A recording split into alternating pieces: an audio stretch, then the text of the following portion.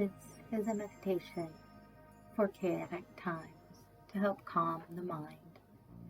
So far today, have you brought kind awareness to your thoughts, heart, body, or none? The purpose and the effects of this meditation is to help you turn your thoughts upside down and to make it a pretty much easier way to go about your life.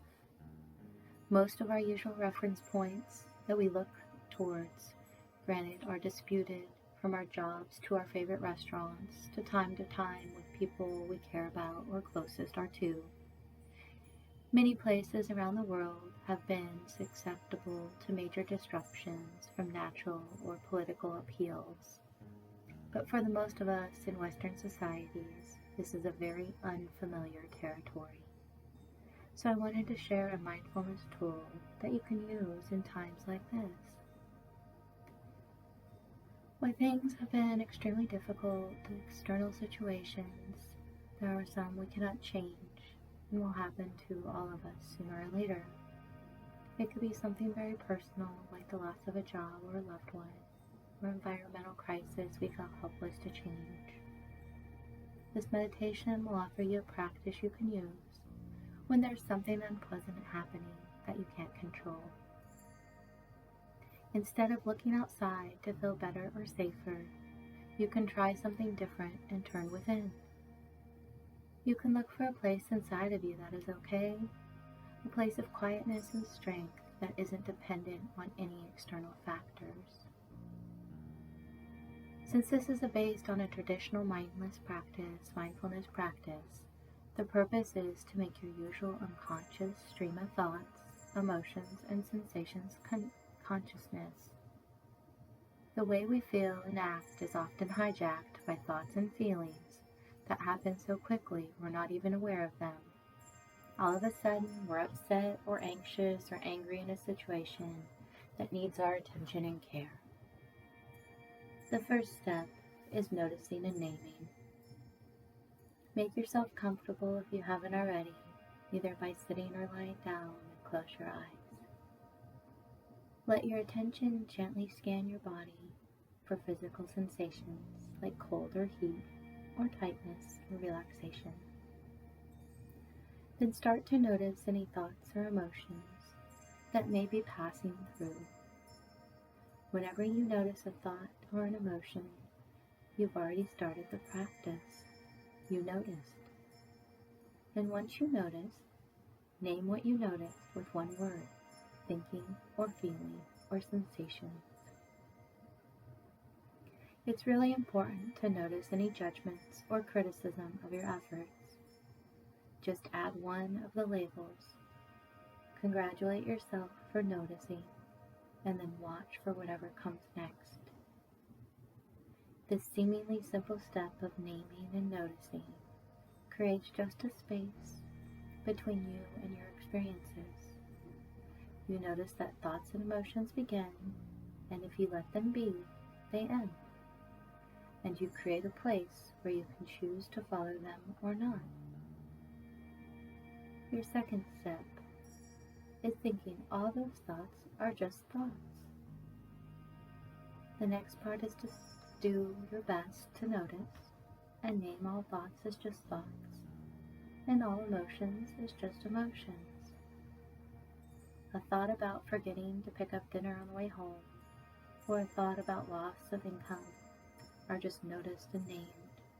They're both just thoughts that come from somewhere and then disappear again. Or if you remember the irritation, someone not letting you know they're going to do something,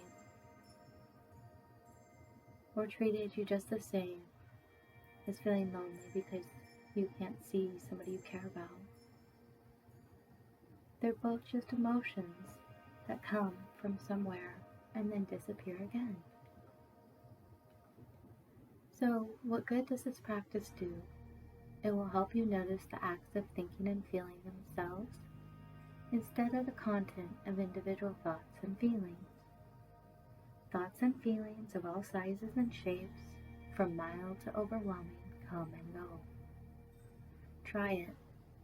You may find it as a relief to see the hundreds of thoughts you have each day are just one thing, thinking. And your thinking isn't you. Your last step is noticing the one who notices. This step is hidden in the first two. When you notice and name and do your best to treat all your thoughts and emotions the same, you begin to sense a part of you that is not in the thought. It is aware of your experiences, able to witness them, but not caught in them. There is a place of clear, compassionate witnessing of everything that's happening. If you're someone who is sometimes overcome by troubling thoughts and emotions, this really is a relief. With a bit of practice, this witnessing awareness becomes more familiar and has a kind of draw to it. There's a calm and peace to this place that is aware of your thoughts and feelings, but isn't a part of them. So remember, the two wings of this practice can help you in challenging times. The first wing will show you how to have a lighter touch on your thoughts and feelings, to let them move rather than hold on tight. And the second wing brings you into connection with a quiet, always present space of calm inside you that can be your oasis in hard times. And the more you practice, the more accessible that space will become.